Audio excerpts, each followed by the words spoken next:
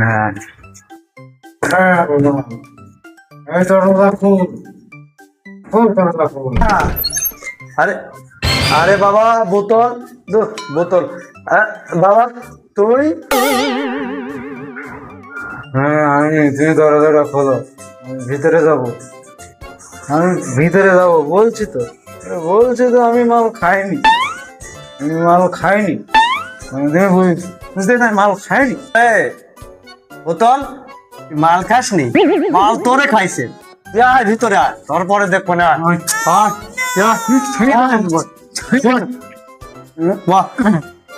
আজকে আমার কাছে তো শিকার দেওয়া লাগবে, তুই আর মাল খাবি না।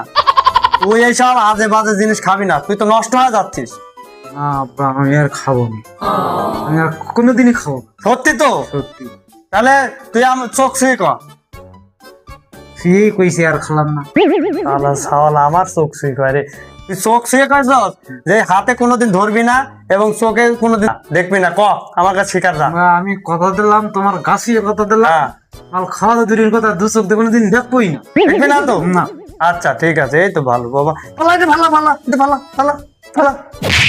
A few moments later. আরে দোস্ত, কিরে মাল খাইতেছিস নাকি? আরে দোস্ত, তোর লেগে তো ডালছি, খা। আরে না দিস না রে দোস্ত, বাপরে কথা দিছিলাম। আরে তো কথা সেও দিছিস, দেখবো না, চোখেও দেখবো না। কথা তো দিছি, তারপরে এত যখন জোর করতেছিস, খাওয়াই যায়। তবে একটা বুদ্ধি একটা আছে, খাওয়ার ব্যবস্থা একটা আছে না। চোখে যখন দেখবো না, সে যখন দেখবো না, তখন চোখটা ভেঙে।